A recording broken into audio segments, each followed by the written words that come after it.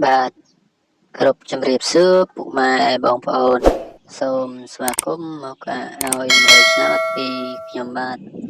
សម្រាប់ថ្ងៃថ្មីខែថ្មីថ្ងៃទី11ខែ7ឆ្នាំ2021ចែកជូនពុកម៉ែបងប្អូនហ្វ្រីមានលេខពិសេសទៀតហើយសម្រាប់ថ្ងៃថ្មីនេះអញ្ចឹងមុនឈានដល់ការប្រាប់100ឆ្នាំសូមពឹងពុកម៉ែបងប្អូនជួយចុច like វីដេអូ Subscribe ម្នាក់មួយផងដើម្បីទទួលបាន100ឆ្នាំពីខ្ញុំបាទដោយ free មិនគិតថ្ងៃជារៀងរាល់ថ្ងៃផងដែរកុំឲ្យខាតពេលតោះយើងចូល100ឆ្នាំទាំងអស់គ្នាសម្រាប់ថ្ងៃថ្មីថ្ងៃទី11ខែ7យើងមានខ្ទង់60និងខ្ទង់7 4 6យើងមាន62 66និង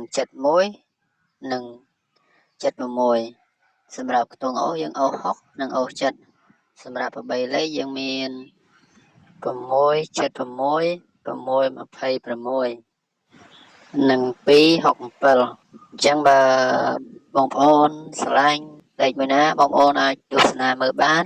យកទៅសងសំណាងសម្រាប់100ឆ្នាំថ្ងៃនេះអញ្ចឹងយើងមានតែប៉ុណ្្នឹងឯងសម្រាប់100ឆ្នាំថ្ងៃនេះ